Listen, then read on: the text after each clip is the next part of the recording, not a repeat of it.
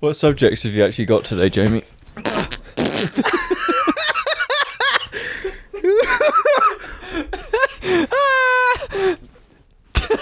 No, we can wing it. Let's just fucking shit talk Alex for half an hour, then questions, then we get the fuck out of here.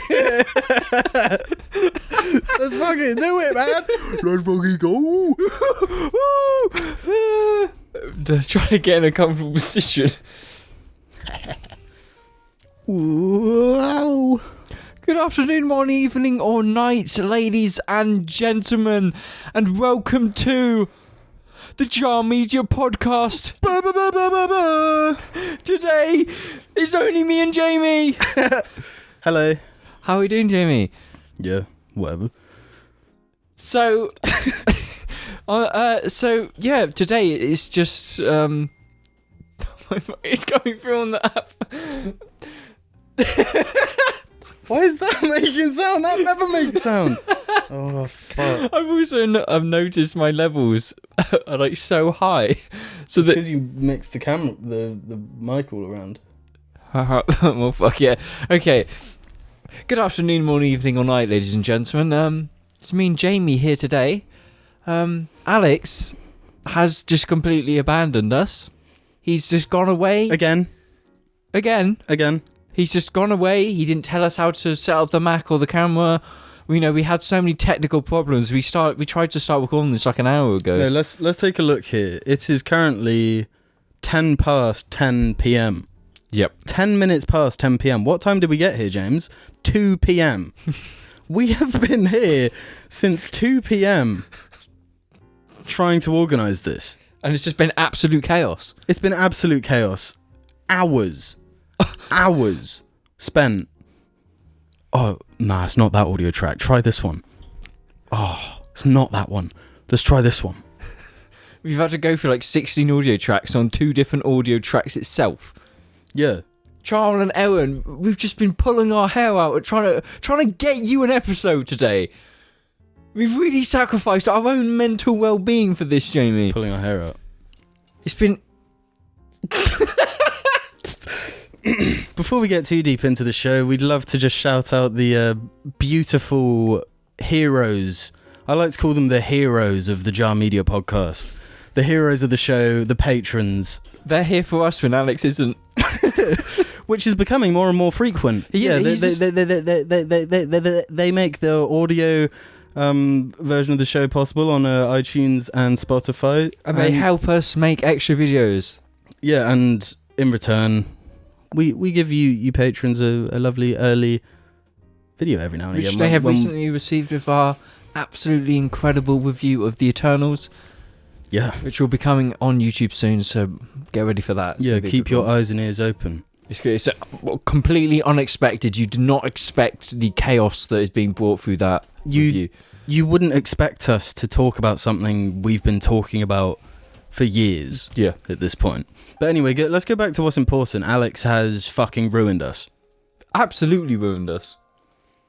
No, I started today, because I know Alex is just, he's fleed. He's just gone away to a different country. We don't even know if he's going to come back. He went on Tuesday and he's not talked to us since. Mm-hmm. He's just completely gone. So, we had to get, we had to make do. We had to get an episode out. So we came to Alex's house. You had a spare key. So we got I said I had a spare key. I actually smashed his kitchen window, climbed in, and unlocked the door for you.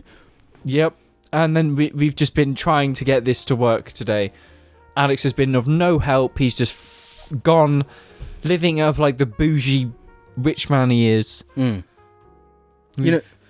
I came across a term recently. Yep. Computer literate.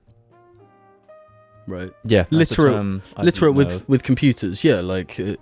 an employer may say this when you're at a job interview. Are you computer literate? Or like, yeah, exactly. And this event today has made me realise, man, I'm really not.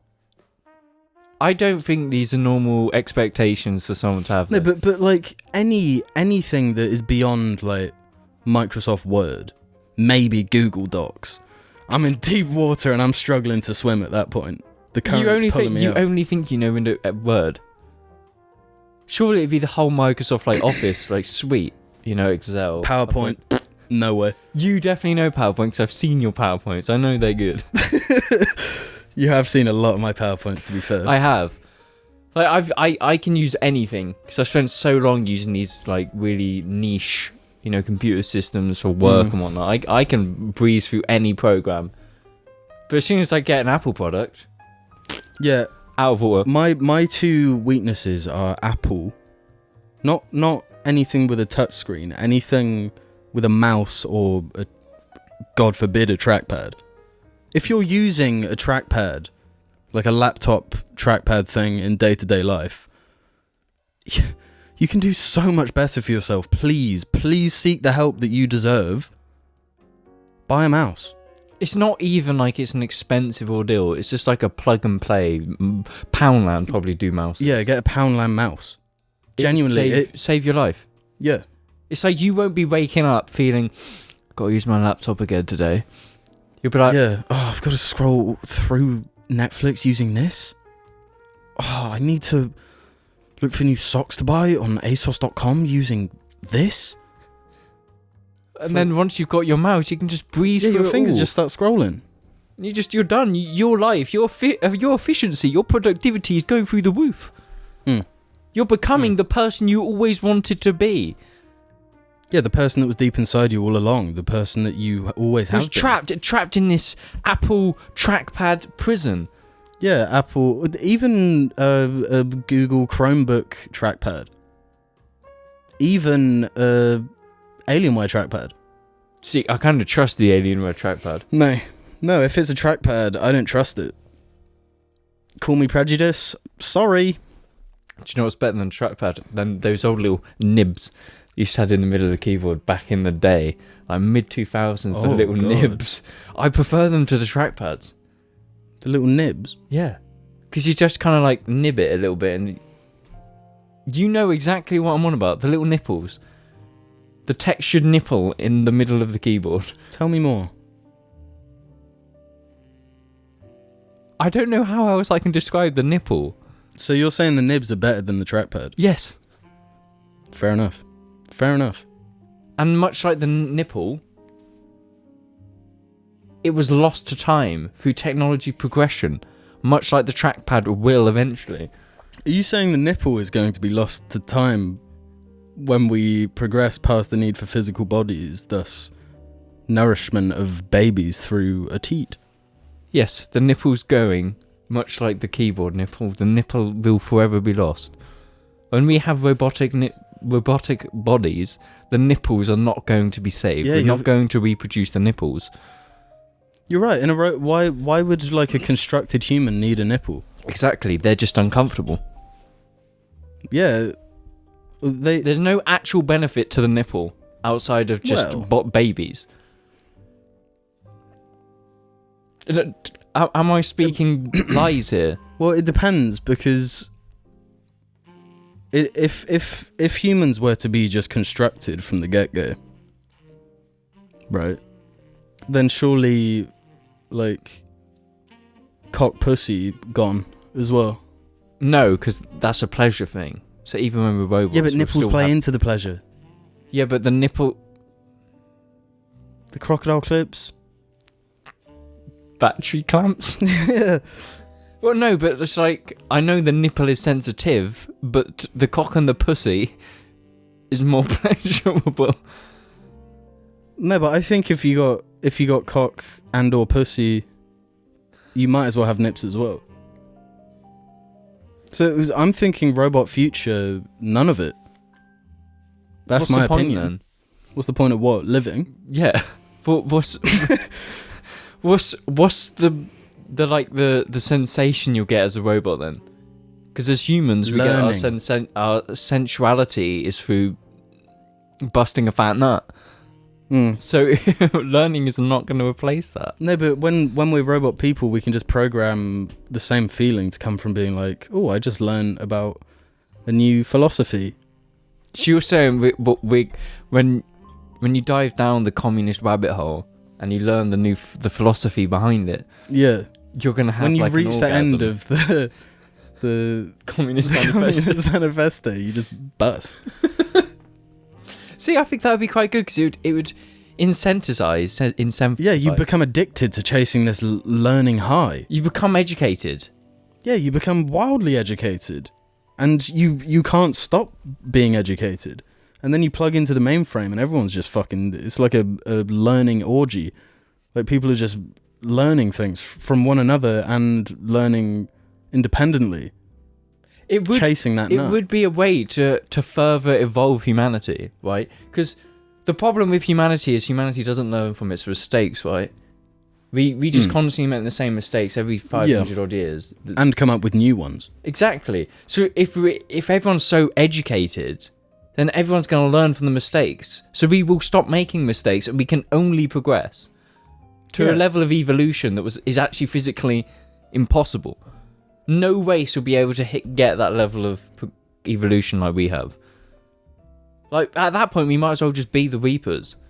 Because we're that evolved. And like advanced. Yeah, that's the end game. So why don't we do it?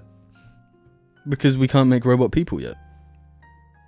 So when we make robot people, we need to make it so that education is pleasure. And then we fixed everything. Everything. Every problem you can imagine we fixed. Well, yeah, because what is the motivation behind war? It's like power. It's like politics. Yeah, and what's the motivation behind that? Why do people want power? So they can feel good about themselves. Pleasure. There you go. They want something. They want to have control over something or someone. And they get pleasure from that. So if we're getting pleasure from the books, there's no war. Exactly. There's no internal conflict. There's no left or right. It's all education. It's all orgasms. Yeah. No, okay, would this solve the world's problems? Every one person gets a duplicate of themselves. How would that solve it? What's your thinking behind this? Because that's quite a broad thing to say. That's a big statement, bro, and I think you need to explain that. Yeah, well, I don't know if I want to go into too much detail about where my brain just went. Oh, bro, this is the perfect show for you to go into. No, okay, you know what RuPaul says? You know what RuPaul says, right? Absolutely no idea what RuPaul says. RuPaul says, you can't be loved yourself until you love yourself. You can't be loved. Nobody's gonna love you unless you love yourself. Yeah. Yeah. Right. So everyone gets a duplicate. So then they love their duplicate. Yeah. And then by loving their duplicate, they're going to be loved by their duplicate. Thus, everyone else. I mean, the duplicate is an exact duplicate, has all your exact thoughts, feelings, opinions, and goes with you everywhere. So just a doppelganger, but quite literally you. And it's with you. You just talk at the same time.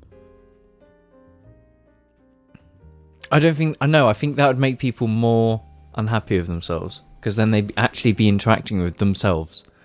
They would notice their own flaws more, because we notice our own flaws, like when we're in a mirror, or we feel a certain way about ourselves. But when you look at yourself in the mirror, it's not the real you. Well, it is you.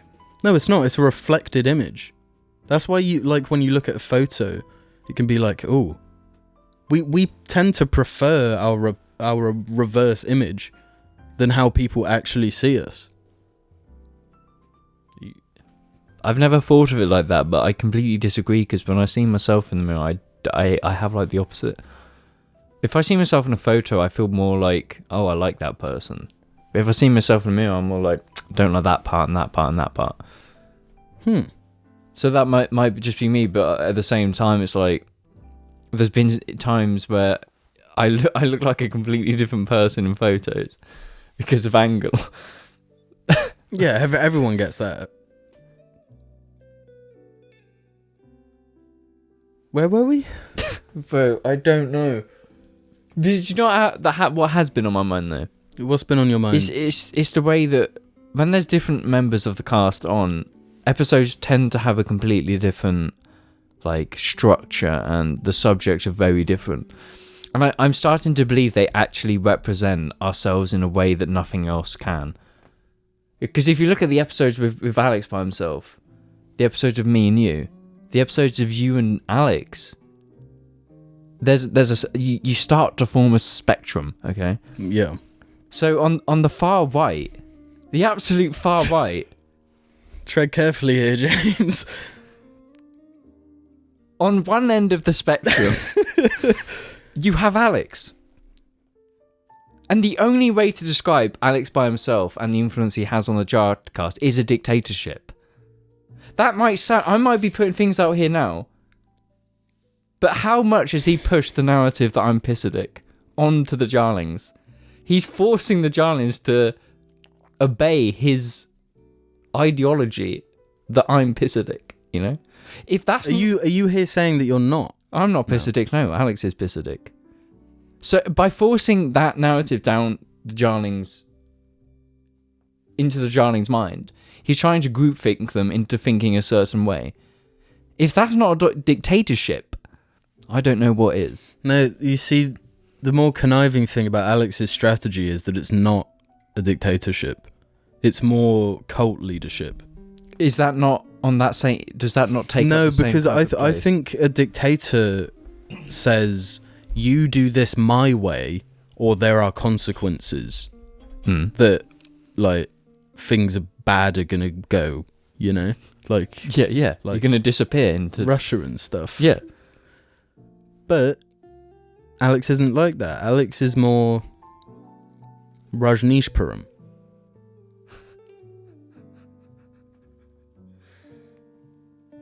I kind of see where you're coming from there. Do you see what I'm saying? Drink the Kool-Aid sort of stuff. To a certain extent. And then when you have, like, you and Alex, I think you're like the moderator. You're the moderator between me and Alex. You are... When it's you and Alex, you bring his cult mentality and his cult influence down a notch into the middle. You bring sense to the cast in a way that is really exemplified through a cast now and the cast of Alex. And I find that really interesting. I see what you mean by a spectrum now. I'm really starting to, like, visualize this. Then you visualize it. Then you've got... Because obviously with the cast, there's like the realistic ones that will happen, like one now where it's me and you because Alex is away. Then there's when I'm ill. And there's been ones of just Alex. So then you got that. And then with us, it's like... it can go either way. It's on the other end. It's like we're sinking into chaos. But you can keep it within the bounds of organisation. So are you saying Alex represents absolute non-chaos, true conformity and normality? Yes. And you represent pure chaos and entropy? Yes. On the other end of the spectrum, and I sit directly in between. Yes, you bridge me and Alex together so that we can function as a group. I think that's a kind of awesome observation you've made, considering I always sit in between you two as well. Exactly, and it's like when it's me and you, like the last episode we did, it's just like it was teetering on chaos a bit, as has the start of this episode. Yeah, definitely. So if we remove you from the equation, what episode are we getting if it was just me? But then what does it mean if I'm by myself? I think you by yourself, because that's one of the situations of the Jar trio will never happen. Because there'll never be a situation where Alex is away and I'm like away or ill. That's two plates that are just they're never going to line up. It'll have to be a big coincidence too. Do you think there will be one with just you? This is the thing. I don't think you and Alex would let it happen. Why? It sounds like you wouldn't let me to have one of my own. No, you could, but there's never going to be a situation where I'm not going to be able to go on the cast, because you know I'm always about, and I'm always willing to do the cast, unless I'm like in another country on holiday. But then why would I be? Because normally we would be on holiday, you know. So it's like the chance of you actually being by yourself is really low, and the chance of me being by myself was super low. But I think if there was the opportunity for me to do a cast by myself, I think you and Alex should take the stance that it can't happen because of the chaos. I'd be totally fine with you recording one, because you can record it and then someone else sort of goes through it and sees what happens before releasing it to the public. I'm 100% certain I could make the single worst episode ever. By myself, I can just go off the rails. Because you know, like when I get my hyperactive, like when I get hyperactive and I get wired, I go up the fucking Wales. Like think of all the episodes recently where they have been unbelievably chaotic. I cause it every time. Like I just come out with something. Yeah. So if you remove the sensibility and it's just that, we're talking Alex Jones levels of just complete collapse and complete chaos. And that's why I don't think it can happen. You've always had this spark within you where you go into a mode where any filter, because this is what normally happens when people like drink a lot. Like the filter just goes and everything comes out and and that just happens to you sometimes. Yeah. No, where it's like you will just do something and there will be no thought, and it used to come out in the form of physical assault upon me. No, it still does come out. It's like there's I think there's like a lot more to talk about this, which will be done much later because it's more serious. But it's like there's times when Alex had COVID and it was just like we turned up in the garden, it was just like sweets fucking loving them gotten stuck on the roof, like no thought at all, like compulsivity to the like max, like how I almost set my hair on fire. I have to admit it's refreshing as fuck a lot of the time. Apart from when you used to take your hat that was like this one, my cap, you would take your cap off and smack me on the head with it. But caps have this really hard bit in the center, and they hurt. And to be smacked on the head by one of them, fuck me. But I don't do that anymore. It doesn't come out that way. No. It never comes out that way. It's always me doing something silly to myself. Yeah. So that's how it comes out. It's like I don't have control over that. It's like one of the weird like hyperactivity states I'm in. And it's just like when the cast gets completely influenced by that, it makes some of the most memorable episodes. Yeah. Sometimes it's so chaotic, like the curry episode where it's shit. That wasn't your fault. I would never blame you for the curry episode. I think though that was my hyperactivity influenced us all into that state. Because if it was just me hyperactive, I think we would have got through it. But it was also hunger. It was like, you know how you have like hanger? Mm-hmm. It's like that, but with hyperactivity. I didn't believe hanger was a real thing until recently. No, I do. You just start to lose your patience slowly with things. Yeah. Like today was a good example because I finished work early, and because Alex isn't here, I just decided I can just come here and just chill for a bit. Because that makes sense, because you'll come here then and it's good. Yeah. And then you ordered food. Yeah. And then we were sitting around for quite a bit, and it's just like I was starving when you ordered it. And then when it was here, it was just like the hanger turned to hyperactivity.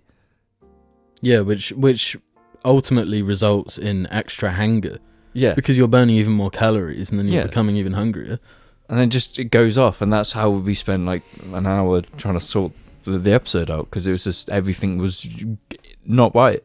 Yeah, well, more than an hour. Many an hour, yeah. But arguably a day.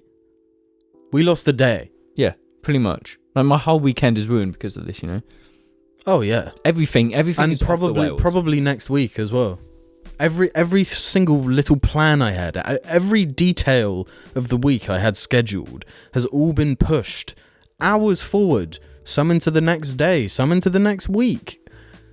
This has potentially set my life tumbling down a hill that has no bottom.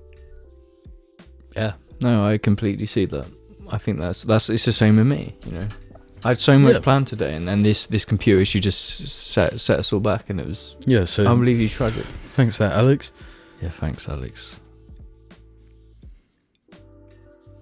Any more thoughts, ideas, or opinions?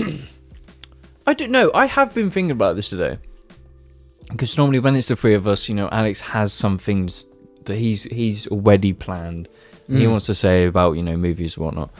I have been thinking today, and it's a weird thing where, because of Alex, actually, because Alex is obviously away, it's on my mind, and we talked about this briefly yesterday or the day before, where it's on my mind, like, what do you consider there's an age where it, like, life has to settle in, and that the things you have to start to do, like settle down, buy a house, move to different places, do you think there's an age where that kind of has to happen almost?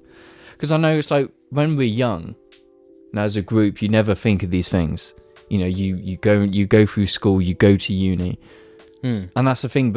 And there is a point. There's always a point where you kind of all settle down. Do you think there's a certain age for that to happen? No. Do you think it's just completely free flow and it's just dependent on your situation? I think it's dependent on the individual. Most things that everyone wants in life is pretty much put onto you from everyone else. Pressures, like wanting a house by a certain age, wanting to be married by a certain age, wanting kids by a certain age, and all this stuff. Those things are like influenced through society and the generations. Yeah, society and also your family. It really depends on what your family did. I feel like that has the biggest influence on like what age people think they want a kid at or want to get married at and stuff. It's like what's normal to me. Yeah, I say it because it's like it's on my mind. I'm turning 25 next month. And the 25 is like, I'm getting on. I'm actually going into adulthood. And I say that because over the last like few months, I've seen a massive change in myself personally in terms of how I'm trying to deal with independence. Because like throughout my life, I've always basically been quite independent away from my parents. So even when I was like 6, 7, it's just like I was left alone a lot. So I was always independent. But it's like within the last few months, I'm trying to really take that to the next level. And I'm starting to do things more by myself that I enjoy, which I'm doing tomorrow, as you know. Yeah. And it's like, that's a huge step in confidence to start doing those things. And, I've been buying cars and shit. And I've not talked to anyone about it. I've just been like, I want this. I'm going to organise it and do it. I'm doing all these things I never used to do by myself. I always have like a figure there to guide me. And I've kind of evolved where I'm not doing that anymore. Yeah, I think a lot of the time it sort of takes that one step. You've got to do that one thing where normally you'd ask for some sort of support from someone. And even if you take that step and it doesn't work out in whatever way, the fact that you did it and then maybe it didn't go right and you're still fine at the end of it, it's like a lesson. There's no like big consequences in fucking up. No. And if you fuck up on something you decided to do, you've learned. You've only learned. It's a lesson. Yeah. So you shouldn't shy away from lessons. No, not at all. And I say this just because it's like, I am thinking about house, and that's what I save for, because it's like that's the, with the world the way it is and how the future is going to be in money. It's like, getting a house is like it's a solid foundation for just doing things, and it's really important. And it's something I've always been saving for, but obviously it's not been the case recently because I've just decided to live more. Buying cars and doing all this silly shit. But it's still on the back of my mind that I should be getting a house within the next 2 years or whatnot. And it's a pressure that I don't like, but it's a pressure that I'm only responsible for. And I know it's not healthy. I don't think it is your responsibility. The amount of people that will move out and put themselves in financial like harder times, complete uncertainty. Yeah, not like they're going broke or anything, but like just renting a place and then living month to month, locking yourself into this career or whatever that you're in, because like if you step out of it, then it could mean losing your apartment and having to crawl back to your parents or whatever. So that pressure, like, it's totally reasonable. But also wanting that independence to be a way to leave the nest, as it were. Yeah, which is exactly what it is. It's just starting your own life. Yeah, I think that's why uni is so important, and both you and I missed that. Yeah, but through I think totally separate reasons, I think. Yeah, I wasn't the education type, and I'm not. So going to uni was just like unideal. Yeah, I would have left the nest, but then it's like, what would I do when I come back? What's the job certainty like? And I'm just not an education type, so I went the manual labour route. I went through jobs, and obviously that's gone a different way, and that's something I'm going to talk about later. But I'm like in the process of a big career change, and it ties into this, like, the message that it's like I don't want to tell people that they should have their life together when they're this age. I don't think there's any age you should just have your life together. I think that whole concept is kind of archaic, and especially the way things are going now, where it's not like in the like 70 years ago where you start working at like 16 and whatever you happen to be doing at that point is what you stick to. Yeah.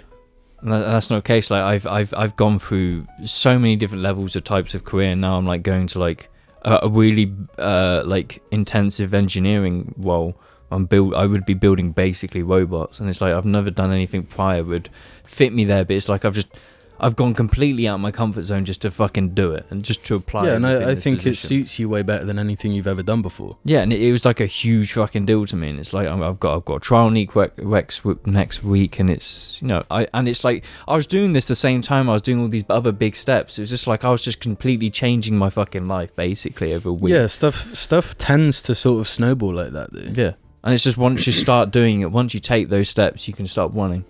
And then you start to do more things that you actually like and shit. But it's just like, nobody should have their life sorted by this time. No, and I think if you've been doing something for years that you don't like love or enjoy, there's that you absolutely can do it. Well, yeah, you should seek something else, even if it does lead you to like worse monetary income for a period of time. Which was the situation with me. Because, you know, talked to you, like, I didn't talk to my parents about this. I talked to you guys about it because you're my mates and you're this, you know, same age, you know. And it was like the prospect was I was going to drop a huge wage by being an apprentice, so I'd get education. Mm-hmm. And then it's through the interview and the trial and whatnot where they were like, oh, you're not apprenticeship level. But that just happened to be like the luck and the experience I have. But it's like you can always take a step back. Because if you're taking a step back to take 4 forward, you gain. There's no loss. Yeah. There's a line in The Office that is quite apt, which is I don't want to be at the top of a ladder I never wanted to climb. I'd prefer to be at the bottom of a ladder I want to climb. Yeah, exactly, and that's it. So it's like even if people are going to uni now and you're not 100% happy with it, you can just leave and you can just spend some time just trying to. It's like, you know, I think I've briefly said like stuff like this before, but it's like you don't know what you want to do at 16. You don't know what you're going to do at 17. I'm 25 and I've not really known what I want to do until like now. Yeah, that it just completely happens. But and nobody should beat themselves up over that. No. And I just wanted to bring that up because it's just like an interesting thing that's been on my mind. Because I know it's like with Alex being older than us as well, where he's like at a different stage of that almost. Because he does have a house. And it's like, what's he going to do? You know, what are we going to do? You know, so it's just like a thing on my mind. Yeah. It's just an interesting thing to think about. This sort of plays into the old live like a dog quote though. Yeah, it does. Because you don't... I mean, it obviously is good to prepare for the future and stuff, but just don't obsess over it. No, and that's the thing. Like, I'm the one who said this quote in my like mental health like advice thing is you need to live like a dog. But it's only recent. Like you've known me for last few years. I have been obsessing over the future and this house, and it's only recently the last month where I've just been like, nah, I'm going to enjoy living now. And that's taken me how many years to actually implement into my own life? Yeah, really, because that is the thing of it. Like if you're constantly thinking about the next goal, then once you reach that goal, you're then thinking about the next goal. Precisely. And then you're not enjoying time. All that time in between. You're not enjoying. Yeah. Yeah. It's like, what was it for? So then I can be old with a good pension. And it's so like, what quality is being old? What quality of life is that? Yeah. Unless I'm not a fucking life coach. Like, nobody's perfect, and the things you say and the things you want to implement do take time. And no, you should never beat yourself up over that. Always you're perfect. You're perfect too, boy. But yeah, that's just something I've had in my mind. Been really just thinking about it, along with the absolute chaos that is the Jar podcast. I think it's good you vocalise it. Yeah, I know. Do you find the JARCast quite therapeutic? Well, yeah, because I just open up. Yeah, and I'm going to in the future again. You know, as you know, that I'm going to make another follow up to the mental health video. I've said about it on Twitter and I spoke about it on Reddit. I'm going to make a follow up to the mental health video because I did the original video because it was just like I needed to talk about this. So I've always found like talking on an episode on a video like this is always helpful because you're vocalizing things in a way that you wouldn't usually if you're not talking to people. Do you find it specifically more useful to talk about it in a video, like therapeutically wise? Do you find it more helpful to express it in a video than just to talk about it to other people? That's a weird one, because I have this weird perception how I actually communicate points. And I find like how we're talking now, I find myself to be explaining things better and to be elaborating on points and being able to make things more clear. And the opposite example to this is last week when I was talking about Apocalypse Now. And I know some jarlings were like, James's point argument is bad, or they're pointing out some things. And it's just because in the situation where it was all three of us and it wasn't planned, it was difficult to talk about. Because when, Alex talks about movies, right? It's his whole thing. Yeah. So me not being one of, like, someone who can talk about movies, trying to talk about movies is, like, difficult. Yeah, it's like being put on the spot, or when you have to do, like, a presentation back when we were at school and shit. Even though you've got it all there in your head. It's just getting out. In the moment, it can be like you trip over all your thoughts. Yeah. So when we're talking like this, just me and you, and how it is with like me and Alex when we did the mental video, I just find I talk clearer and more precise, and so I like doing it that way, because sometimes when we're off video, I kind of trip over my thoughts because it's not as clear. I'm not trying to vocalize it in a way that everyone will understand. I'm trying to do it in a way that you will understand. Right. So that's why I've always found it useful to talk about things on JAR, and I know that is like a privilege to an almost extent, because it is a really good opportunity, and that's why I try to do good with it, Yeah, and it's nice to know a lot of people have talked about how it's like helped them personally, and and it's like you can be when we did the first mental health video, obviously you were away, you were in America, but it's like, would you want to be on the new mental health video? Yeah, I don't know if it would suit 3 people. I don't. Yeah, that's the thing. Like, how would I? Because it works almost as like an interview type thing if it's sort of led by one person and it is about your experience. I wouldn't want to be sort of butting in and. But it's like the main thing is like, I know I'm going to do a video on it, but the main reason I want to do it is for you and Alex. Because by me vocalizing like what's going on and the years have been, it's just like it's to help you. It's to help us as friends, not. It's basically, I'm doing it as a video because it's like a good follow-up, and I think that's a really good thing to do.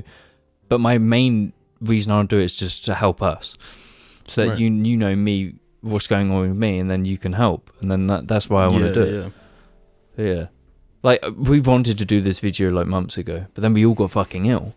Yeah, I mean, there's so much we've wanted to do. It knocks so much out, and I was like finally getting to a level where it's just like I might be able to start talking about this, because it's been such a long fucking journey to try and talk about it. And now it's like, since getting ill and I've actually had more time, it's like I'm getting better. Like, I'm confident in being able to talk about the misery that video will probably be. And that's good. It's actually given me, I'm more confident about it now because I've got ill. But it's like a pain because I wanted to get it done, because it's just like, it's out of the fucking way. Yeah. So yeah, that's in the future. That's going to be a fucking ride. Happy, cheer, fun. Fun fucking serious mental health videos. We love them.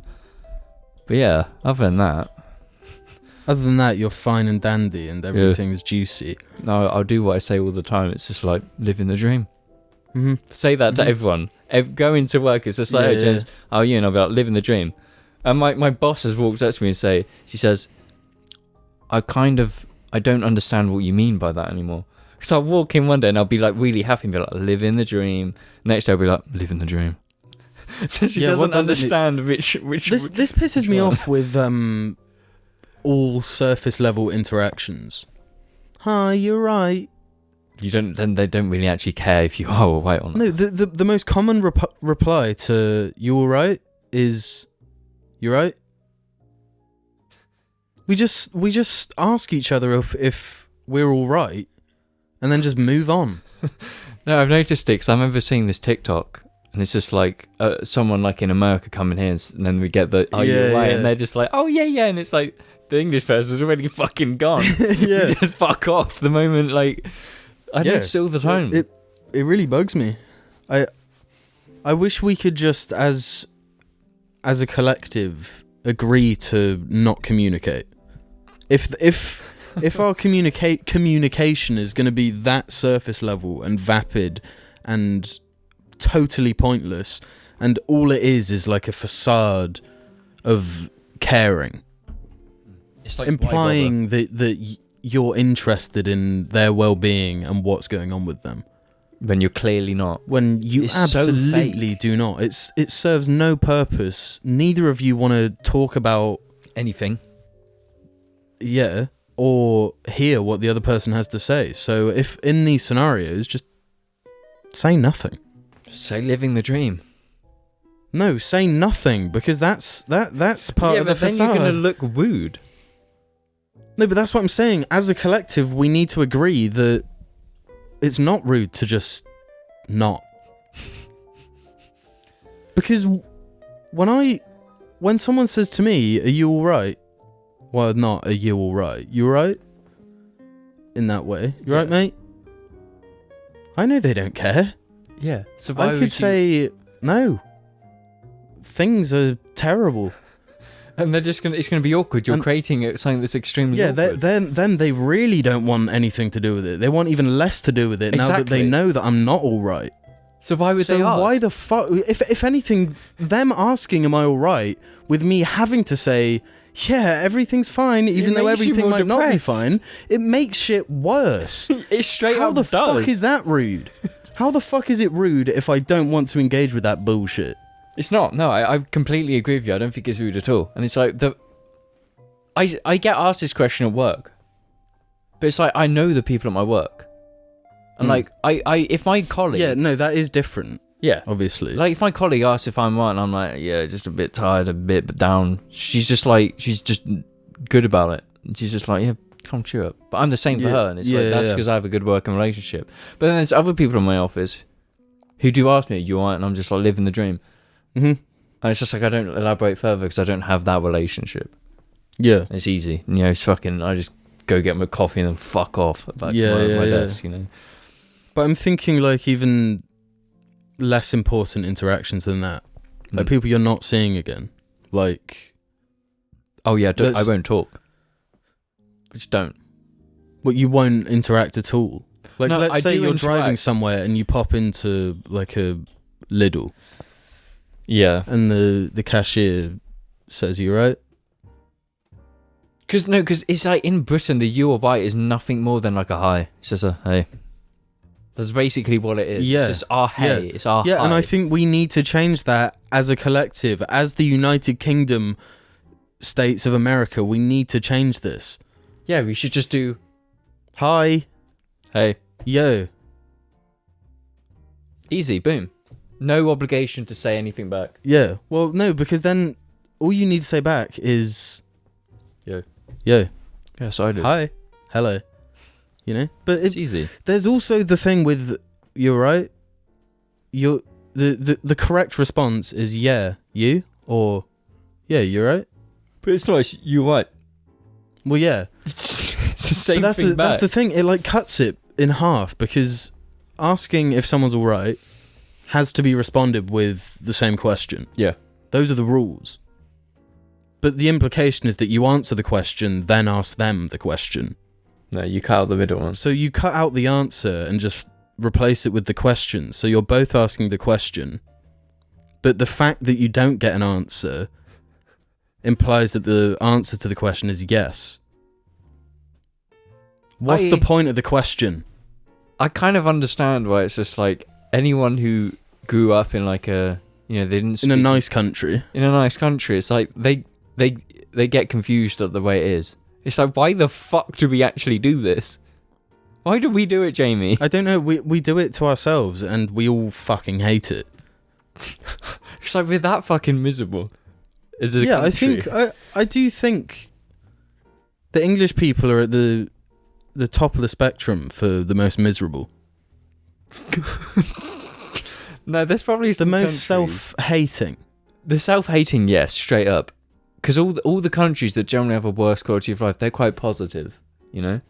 Because, you know, they're accepting what they got and they're being positive to try and get better. English people, British people, whatever, it's just like, We fucking hate ourselves and we hate each other. Yeah, no, we hate everyone else so much, and we're surrounded by people we hate that we end up hating ourselves because we're a part of them. Yeah, and I completely get that. And I'm the same. Yeah, everyone is in England. That's just how it is. It's just a fucking miserable place to live. Don't come here. It is. Yeah, never come here. And if you're here, get away. Get away as fast as you fucking can. Go.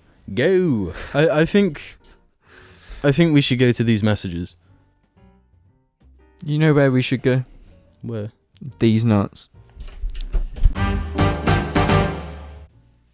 Good afternoon, morning, evening, or night, ladies and gentlemen, and welcome to the second half of the show, where we head over to Reddit.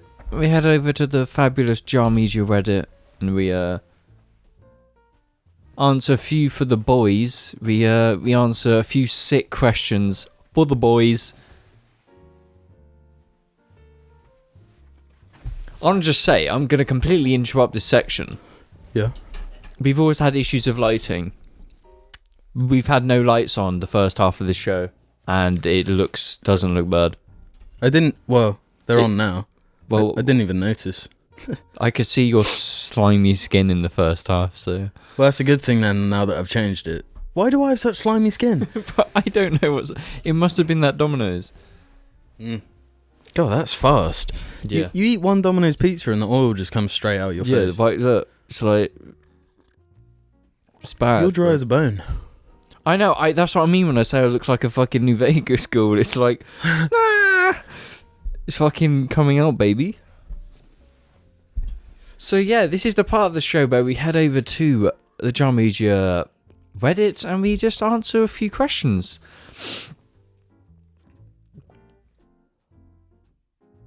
So we're going to actually get this started off with a nice little game that was surprise released a few days ago. And this comes through a comment by Red Nut, which is, have you tried the Halo Infinite multiplayer that was surprise released recently? I was unsure of whether it would be good or not, and I'm happy to say that it's surprisingly good in my opinion. I'm not 100% happy, especially with the things that, like there not being any executions at launch, but I find the base game very enjoyable, especially for a free product. You have actually played Halo Infinite multiplayer launch. And you have not. I have not, but I have seen enough about it to have somewhat of an opinion, and I've played the tech tests a few months ago. Yeah. So I do play it, and it I don't think this is a launch. This is like a beta. Yeah. From what I understand. That's what I believe it to be as well. And if it isn't, then I'm gonna be quite dissatisfied. Because I get the feeling that this is intelligent strategic play for the market, and that because there's so much instability around Halo, and will it be good at launch? Will these things be fixed? You know, how is it going to evolve from the E3 footage? I think Microsoft have made the decision to throw the multiplayer out there much earlier, so then people will play it, and then they'll get faith in the actual release, even though this is the release. You know, it's like it's so that the reviews are not going to be awful. You know. Yeah, but they're going to gain confidence in the product long before it comes out. It's a weird, quite intelligent play, because they're saying just play it, you know, which is confidence. This is the beta, which is confidence. It shows they know the core gameplay they have is pretty strong. Yeah, and there is definitely quality here. So that's quite the play. But if we reach the release date and all the maps are the same, all the game modes are the same, that's gonna be a bit of a gut punch. Yeah, and I think that's why I said it's a beta, because it is lacking a bit of content from what I've heard. Yeah, definitely. And maps, variety and whatnot. Yeah. But at the same time, they're probably doing this because they can get revenue from the Battle Pass.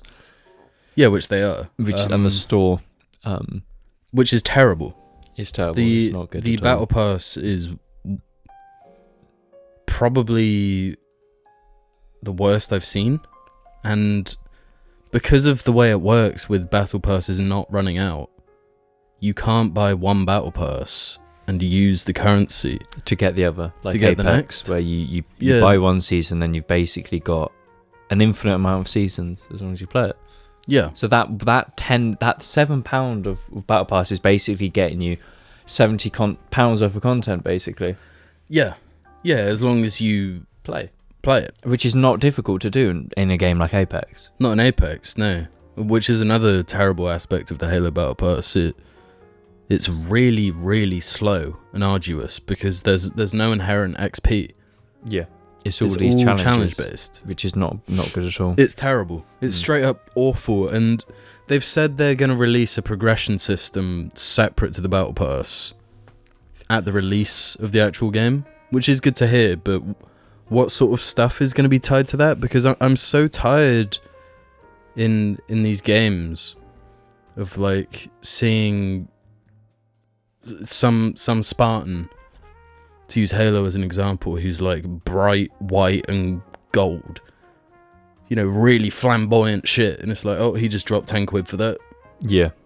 Are they gonna put meaningful stuff in the Battle Pass or the progression? Because it's like the days of old in Call of Duty and Halo. It was like you get all these cool things through playing the game, through doing challenges, through doing really specific things where you got rewards, the Vidmasters, ACR headshots. You get these cool rewards. So when you see them, it's not, oh, he's dropped money. Oh, he's been playing the game a while. Or he's done this really difficult achievement. But then you can get that. You just got to play the game. And it's kind of removed that completely. I don't know why, but I was thinking of Modern Warfare 2 recently, where like one of the things you could unlock was a GIF. Right? The spinning nuke thing. Yeah. And when you saw it, it was like, oh shit. Either this guy's a dork who like boosted for ages, or he's good. He's like sick. It was like a clout thing, but not just in terms of, oh, he dropped a ridiculous amount of money on packs. Yeah, there's no clout in getting a heirloom in Apex at all. No. There's no, but it's all luck. All these assholes have them. Because they only play these games. And it's just like, I miss that type of gaming where it was just like, when you saw these things in games, it kind of meant something. Yeah. Like it, for example, and I know not everyone's going to understand, it's like, the thing that pings to my mind is like F2000 full camo on the banner, on your clan tag, whatever. Yeah, yeah. I'd be impressed by that. Or the gold skull title for F2000, because they've used that gun for 2,000 kills. Who the fuck has the patience to do that? So I'd have this weird like respect for a player because they've been dedicated to their craft. Yeah. So I've got respect, but now no game does that. There's no respect. I can't just see a player and be like, I respect you. No, because the thing is, somebody sees something like that and they're like, oh, I want something like that. But they're not willing to put in the grind for it. But I mean, they might. And then it will be like, oh, they're putting in the grind. But how does that help put money in the pockets? In the pockets of the developers. Or of like Activision. Mm. And I know that we've talked about the Halo, the armor in Halo before. Have you seen it in game at all? Any of this wacky armor, or is it just not there at the moment? There are some, like, I was using color schemes as an example because that's the most common thing I've seen at the moment. Yeah, which is ridiculous. Let's just make it this way: colors are ridiculous. Yeah, the fact that it's like a Halo thing. You pick your colors. That's where the customization is. That's where like your and just from the get go, and like emblems. There's next to no emblem customization, and like from what I can gather, a bunch of that is going to be like battle pass skin. It's all stuff that should be in a Halo game, really. Yeah.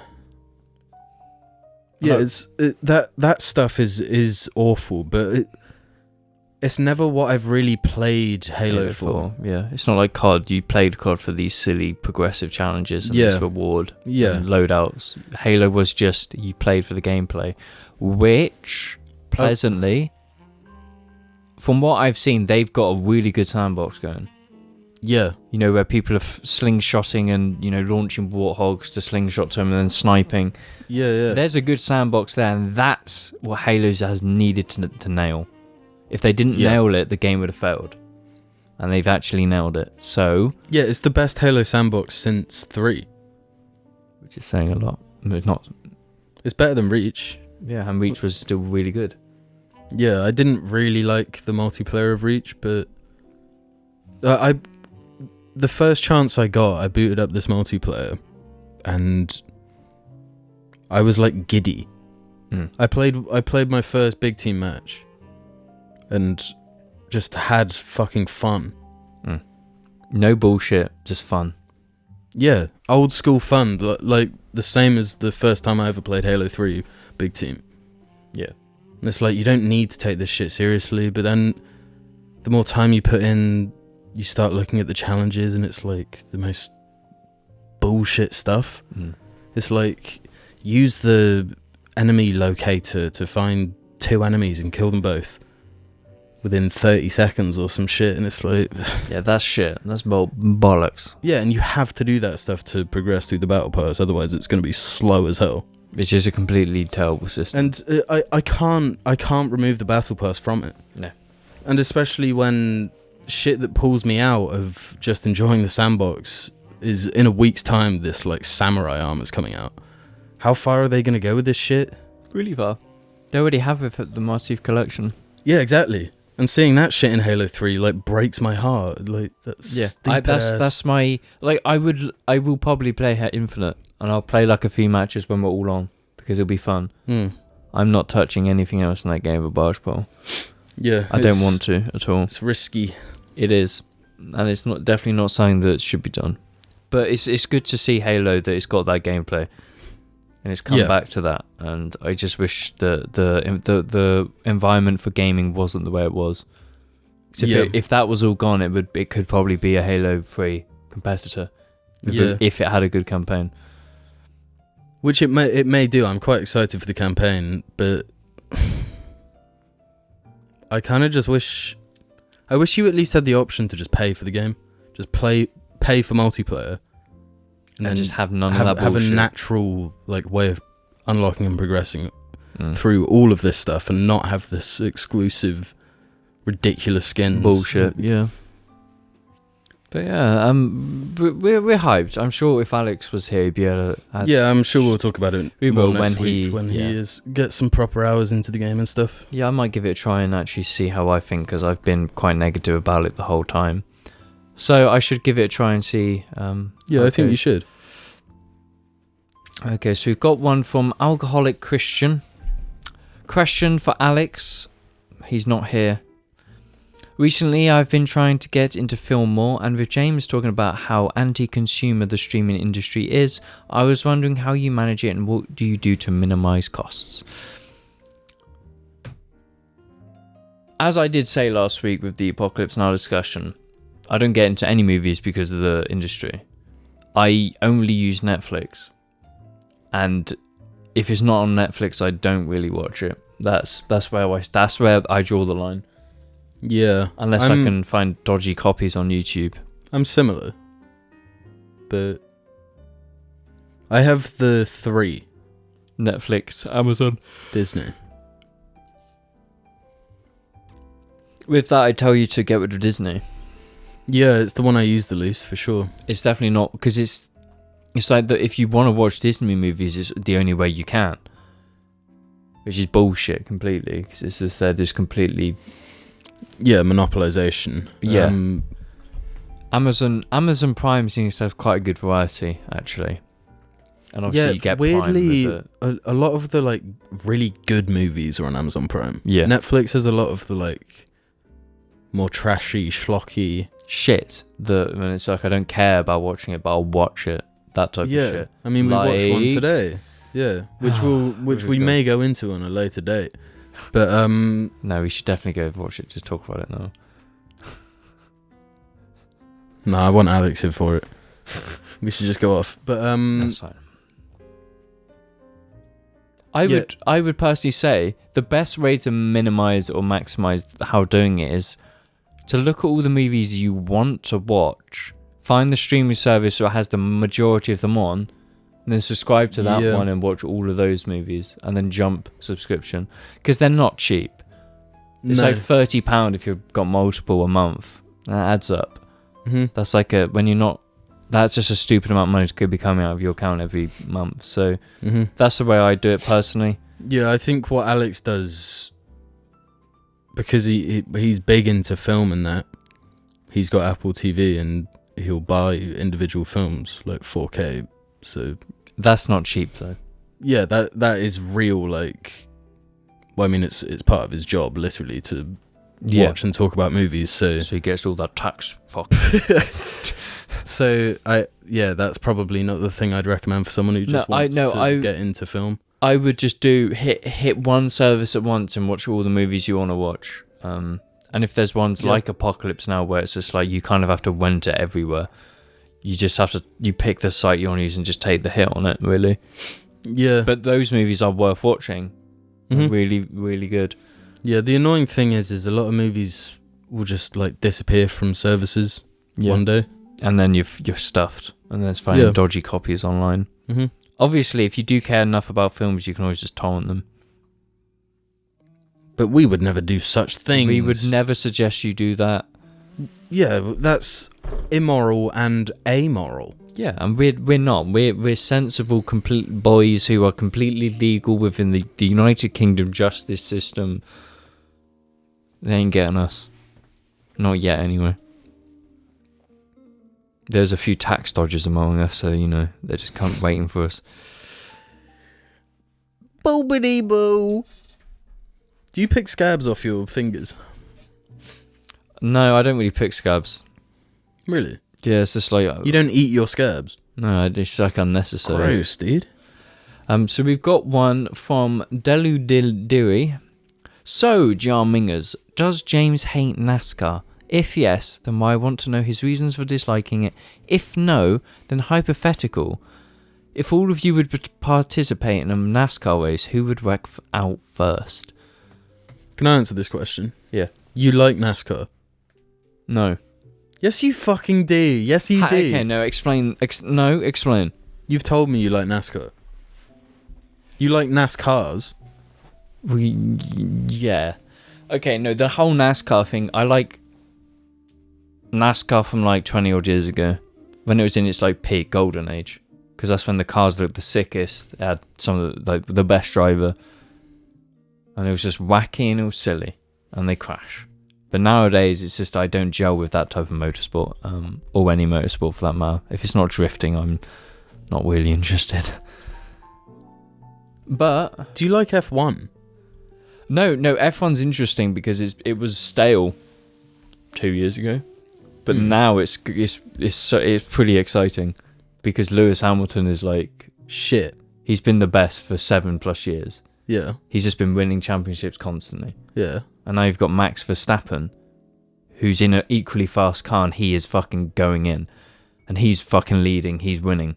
Ooh. So there's actually like a bit of competition now. It's not just he starts first, then he leads the race the whole time and wins. That's not interesting. But when you've got someone who's doing that but then being overtaken and it's like a competition, it's interesting. Yeah. And there's a lot of young guns coming through the ranks. So that, like, new drivers, and that's interesting to see. And I like that. So I don't watch it, but I keep up to date with the news because it's just like, the young guns just won this race and it's like, yes, get in. Because at the end of the day, you want to see the younger drivers come up instead of seeing it's the natural best. order of things. Exactly. The natural order of things. And that's the era it's in at the moment, is that those young guns are all coming up and getting into top flights. Yeah, good time period then. Yeah, but what about NASCAR? Don't watch it. I have tried. Don't watch it now. Do you ever just watch crashes? Yeah. There's a YouTube channel that its whole thing is every week it uploads every crash from every motorsport. So I just watch that. Okay. So just see. So you'll watch that whole video. Yeah. But you can't watch a whole NASCAR race. NASCAR How races, long are NASCAR? They're long. It does seem a bit boring. They're not the most the intriguing Daytona 5. tracks. No, the Indy 500. No, not the Indy. The Daytona 500 is like 500 laps. It's like fucking 3 hours. Jesus. Yeah, that's long. I can't be fucked to do that. Okay, out of you, me, and Alex, who would crash first? See, no, this is. Alex is sneaky. Alex would punt us both off. Do you think so? Yeah. Because he'd just be like, he does a little bit of trolling and then boop. Yeah, and then you he go fucking flying off. He is a troller. He is. Yeah. Yeah, maybe. But, I don't know, he's also a bit scared. He is. And his NASCARs are doing like 200 plus. Yeah. Constantly. So they're just fucking yum. I think it would be Alex to win or Alex to knock off first. There's like no in between. Yeah. If Alex gets a good start. Either he wipes us out or he wipes himself out. Yeah. Or maybe he wipes all three of us out in one fell swoop. Yeah, we all start at the back and we all just get fucked in the first corner. Yeah. Boom. Done. Yeah, that's a sensible question. I think that's a good answer. Yeah, I think that's a correct answer. I think you hit the nail on the head of said nail with a hammer. Boom. We do have a question here. What are your guys' thoughts on the new film Red Notice starring Luke Hobbs, Deadpool and Wonder Woman?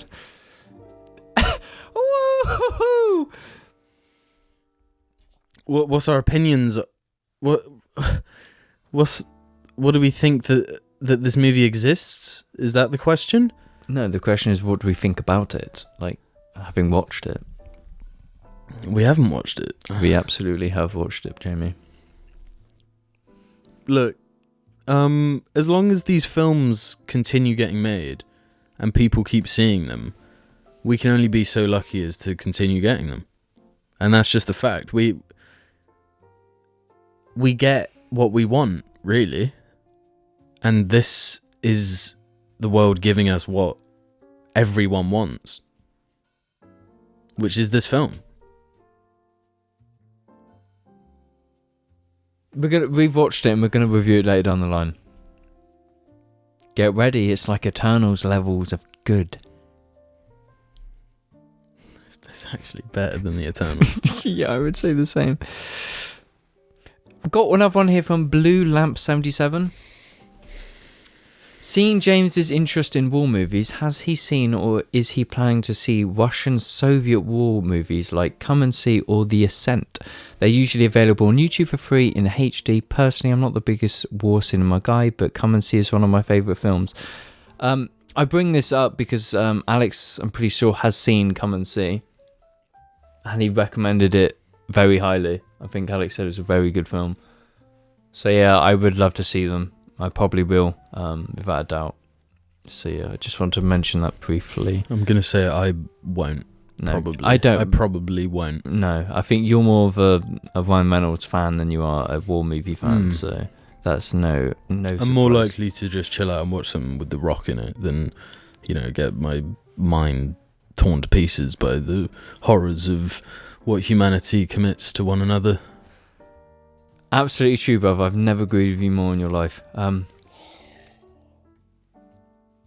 How much money would it... Okay, so you've got one from Line, just a bunch of lines. How much money would it take to bribe James into living in Texas for the rest of his life? So tell me. 15k. Absolutely not. Why? Because houses in Texas are like 3 million. No. Remember all the idiots are moving over to Texas. Yeah, like Austin. Yeah. You don't have to go there. You can go to buttfuck desert. Yeah, but what can I do in buttfuck desert? Drive. No, that's not a good time. No. Honestly, I would never move to Texas. Of all the not for 18 billion. I'll go 18 billion and I'll be there.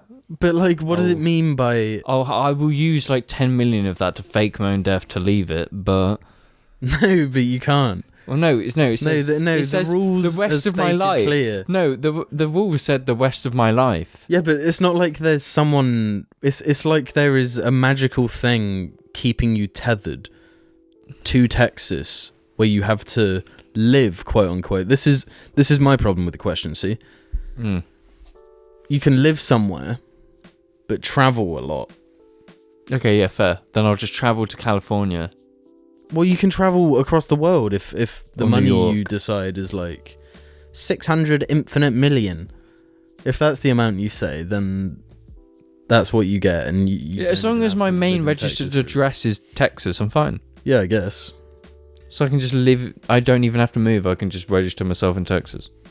Yeah, and like hotel hop around the entire world. Boom. That's Until all the money's gone. Then I would absolutely do that. 100. No doubts. I would absolutely do that. That wasn't the question though. What is? How much would I get? But how much would I need to be bribed? It was the question. Yeah, how much? That. Infinite money. Yeah. Anything below infinite is not even worth it. So let's finish off with let's let James talk about his new car for 15 minutes. Okay.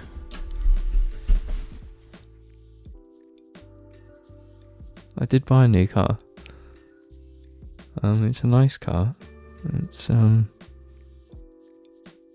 Chaos Unleashed is gone. Come get your mic up. We need to talk about the sad farewell to the Pisser's counterpart. What do you mean the Pisser's counterpart? The Pisser's been independent from the get-go. No, that was the Pisser. And his abusive, chaotic,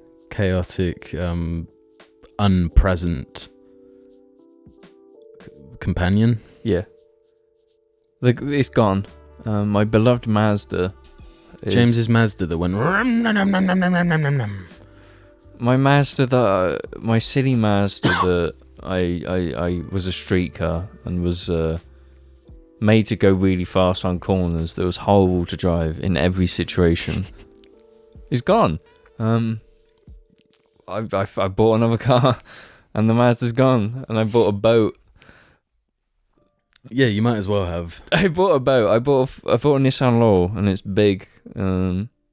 It's Japanese. It's a Japanese import. Did you hear when you were taking a shit as the pizza arrived? Yeah. The pizza delivery man today was gushing over your car. Wait, really? Absolutely gushing. What did he say? Well, at first he asked me if it was mine, and I wanted to say yes, but I said, nah, it's my friend's. And he was like, man, it's cool. It's so sick. And I was like, I know, right? And he was like, I'm feeling kind of jealous and stuff. And I was like, yeah, you should. You should be jealous, because fuck me, this car, this is your fourth car? So yeah, I've officially like been insured 4 years, and this is my fourth car every year, pretty much. It is your coolest car. It's the nicest car to sit in. It's unbelievably comfortable. It's because it's a Nissan Laurel, okay? So it's a Japanese import, only made for the Japanese market. So it was never sold anywhere else, and it's a luxury car.